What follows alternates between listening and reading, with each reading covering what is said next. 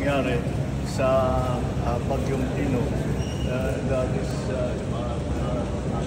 Nakapunta kami sa ibang lugar, yung evacuation center na nasira. Ang talagang naging damage ay galing sa baha dito sa bagyong ito. Hindi masyado sa malakas na hangin.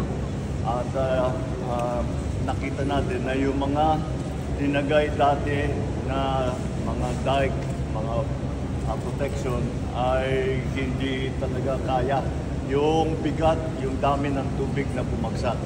So what we did, siyempre, kagaya ng dati, pumunta na lahat ng mga agencies.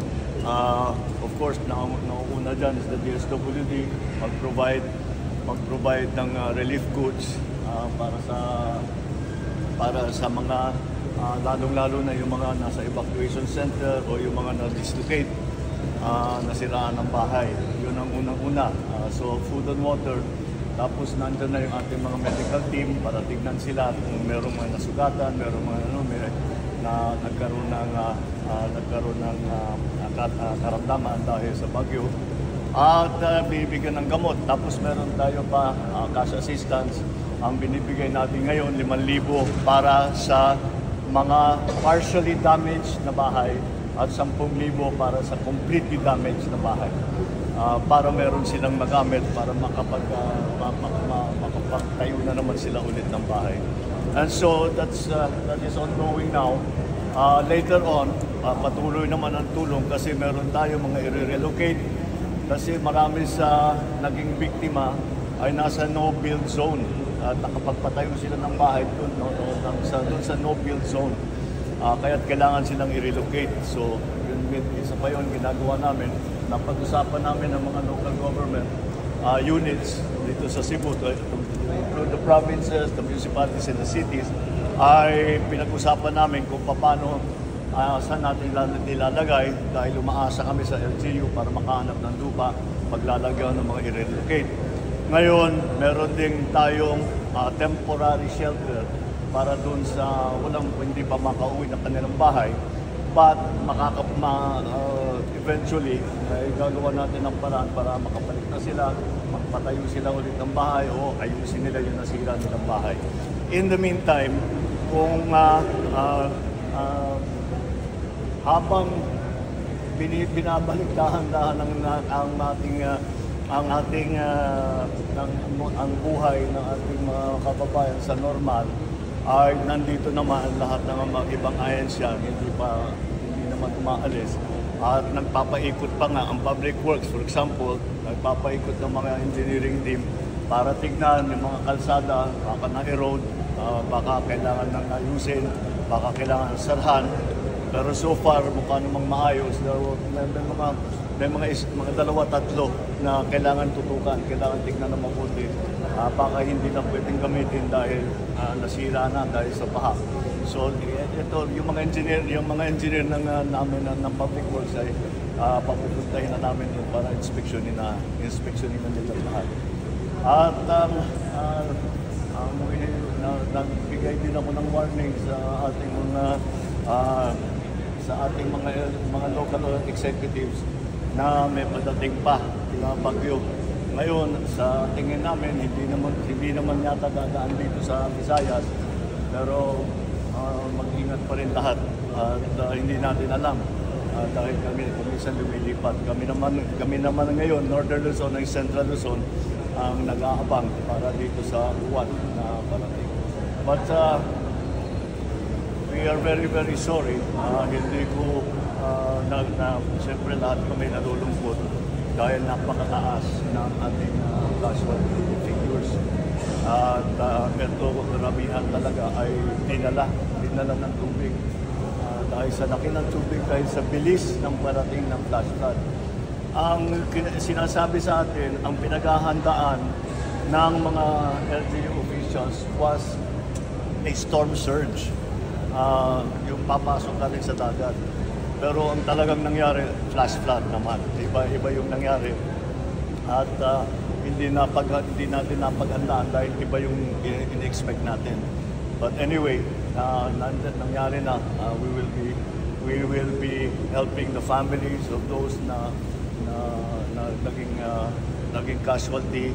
We will help them to recover, put them back on their feet, and do what we can to make up for the loss that they have suffered. And that is, again, I made the same promise to Cebu, your governor and your mayor, that as long as the government, the national government is needed, we will be here. We are not leaving hanggat maayos na ang inyong mga buhay at hindi na kami kailangan para sa mga tulong na yung dinadala namin, then we will remain here. Okay? Maraming salamat. Thank you. Good afternoon. Salamat. Muna lang yan. Pero may susunod na 5 pa na assistance para sa ano. So, para meron lang kayo magamit, nagdala kami tigpa 5,000 lang. Pilapan lang doon. Tulugan nyo lang yung social worker ng pilap ng form. At makukuha nyo na yung imating. Ngayon, pagkatapos sa pagpapagpilap. Ngayon na araw. So, may susunod pa naman na.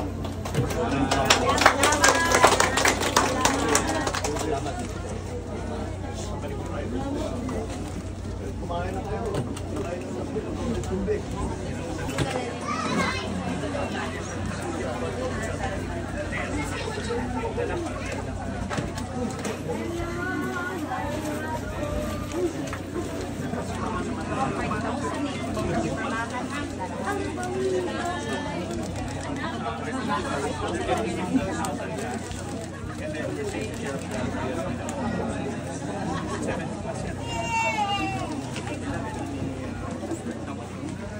For now, 5,000. So, still is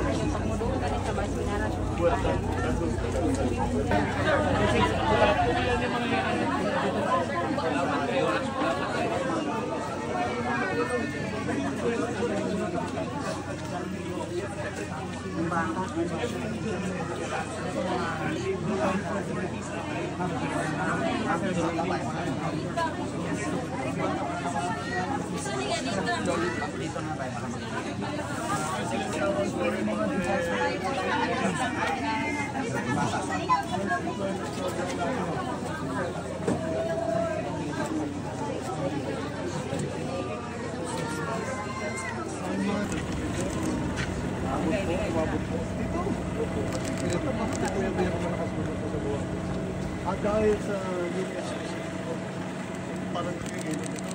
Parang nagigilid ka na. Sige, tuloy na lang yan.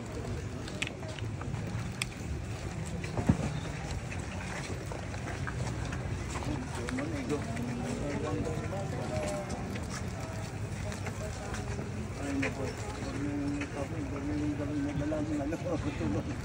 May kaming dadalo na tulong. Unahin lang namin yung you will be able to so nakatanggap na kayo ng content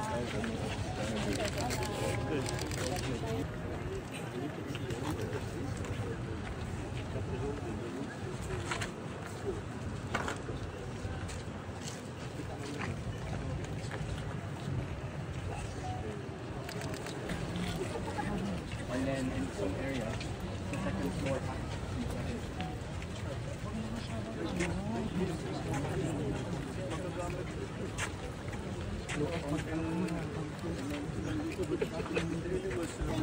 ibigay namin sa local government dahil silang nakakaalala yung congressman, yung mayor, saan yung dadalhin. So, ayan, nasabi ko kasi alam na nilang ang pinaka-importante natin sabi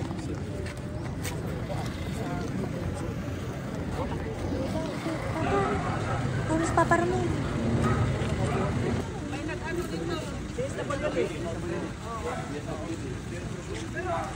Wala ka provide lahat.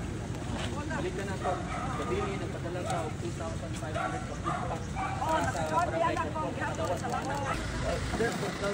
pag papabutin namin, unang-unang Mr. President. Wala pa kami kain. Wala. Mr. President, si Tito Tabunok wala. Pagkain na sa... Wala pa nakapunta doon. Wala. Tito Tabunok. Mayor. Please lang, atuan si Tito Tabunok, Mayor. Okay kayo nga to kong.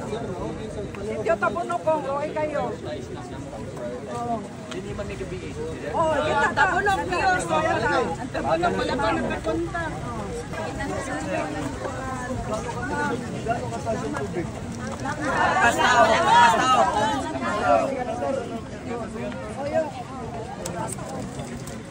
Basta.